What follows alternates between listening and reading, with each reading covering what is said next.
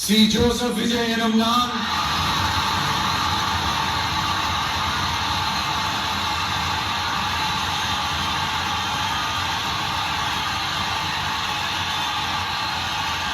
சட்டப்படி அமைக்கப்பெற்ற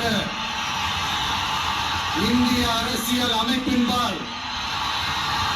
உண்மையான நம்பிக்கையும் மாறா பற்றும் கொண்டிருப்பேன் என்றும் இந்திய நாட்டின் ஒப்பில்லாத முழு முதல் ஆட்சியையும் ஒருமையையும் நிலை நிறுத்துவேன் என்றும்